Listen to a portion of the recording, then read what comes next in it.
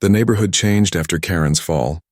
The HOA, embarrassed by her meltdown, quietly revised its rules to protect historic trees and promote native greenery. Residents who once lived in fear began planting freely, turning sterile lawns into thriving landscapes. Karen's yard remained a cautionary tale. She fought the jungle, but nature won. Even after she eventually moved away, the wild garden lingered, a living monument to hubris undone. Kids played hide-and-seek in its tall grasses, and neighbors laughed at the memory of her crusade. And my oak tree. It continued to stretch toward the sky, roots deep, branches wide, untouched by Karen's petty war. It stood not only as a symbol of endurance, but also as proof that sometimes the best revenge is simply letting people trip over their own demands. The story of the HOA tyrant who demanded my tree be cut down and did not win. The heart of a quiet neighborhood stood a giant oak tree, older than the houses around it, older than most of the families who had ever lived there.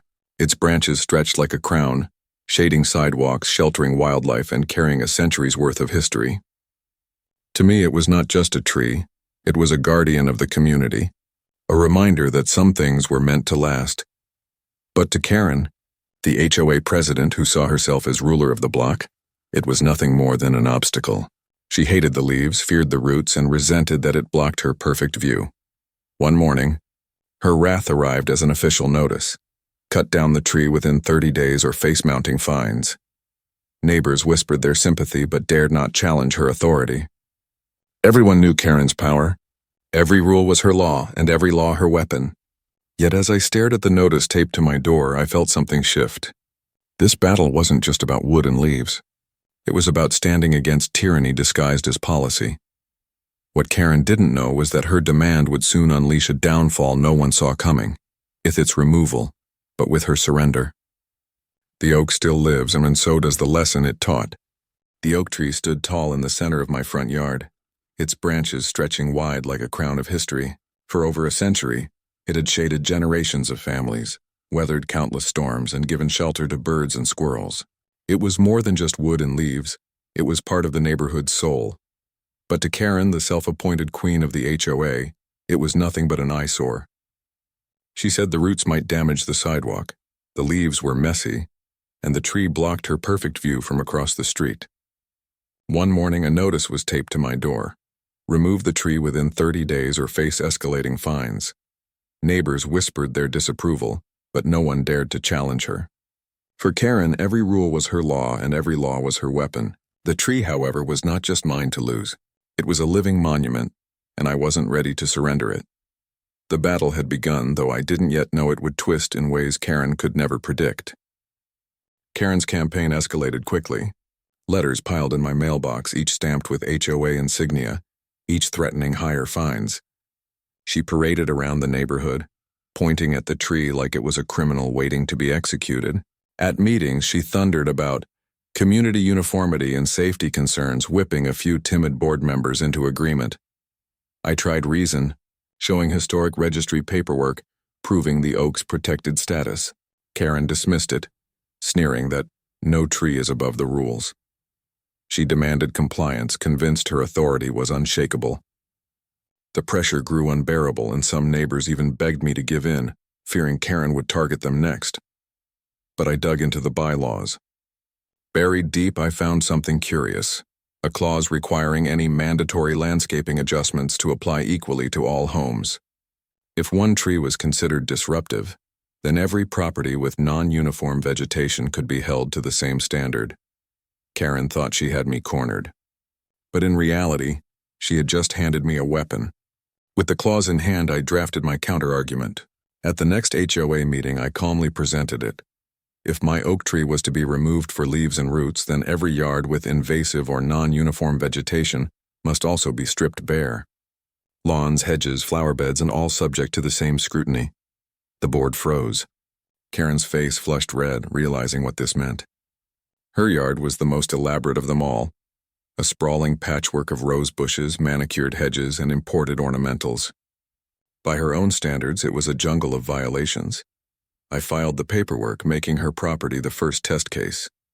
A neutral inspector would now evaluate her landscaping, and the HOA had no choice but to comply with its own rules. Karen's victory march had just tripped over her own throne. The community buzzed with whispers, neighbors secretly cheering. For the first time, Karen's iron grip cracked, and with the rules on my side, I only needed to push further. The inspection day arrived. Karen hovered anxiously, insisting her garden was pristine. But the inspector didn't see beauty. He saw dozens of violations. The roses spilled beyond approved height, the hedges encroached into easement space, and exotic plants were technically classified as invasive. The report landed like a thunderclap. Karen's yard, once her pride, was declared out of compliance. The HOA demanded corrections within 30 days, the same timeline she had once weaponized against me. Karen fumed, storming across lawns, shouting that it was unfair. But neighbors no longer rallied to her side. They watched in quiet satisfaction as her empire of control began collapsing under the weight of her own rules. I watered my oak tree that evening, its branches swaying in victory. Yet I knew the game wasn't finished. Karen wouldn't give up easily, and the bylaws still had more layers to unravel. Instead of removing plants, Karen doubled down. She tried to bribe the board, pushed for amendments, and even claimed her roses were heritage protected. None of it worked. Each failed appeal added more fines. Then I played the final card. I petitioned for environmental consistency, a rule that required replanting native vegetation in any yard found non-compliant. That meant Karen couldn't just cut back her roses. She had to replace them with approved local flora, shrubs, wild grasses, and towering saplings. Contractors rolled in, tearing out her manicured paradise. In its place grew a thicket of fast-spreading greenery, transforming her yard into an untamed patch of wilderness. Birds nested in branches. Raccoons rummaged in shrubs, and vines crept toward her porch. Karen had wanted uniformity. Now she lived inside the jungle. My oak tree stood tall across the street, untouched and unbowed, while her once perfect view became an overgrown forest. The neighborhood changed after Karen's fall. The HOA, embarrassed by her meltdown, quietly revised its rules to protect historic trees and promote native greenery. Residents who once lived in fear began planting freely, turning sterile lawns into thriving landscapes. Karen's yard remained a cautionary tale. She fought the jungle, but nature won. Even after she eventually moved away, the wild garden lingered, a living monument to hubris undone. Kids played hide-and-seek in its tall grasses, and neighbors laughed at the memory of her crusade.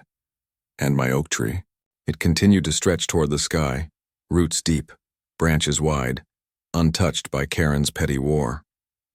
It stood not only as a symbol of endurance, but also as proof that sometimes the best revenge is simply letting people trip over their own demands.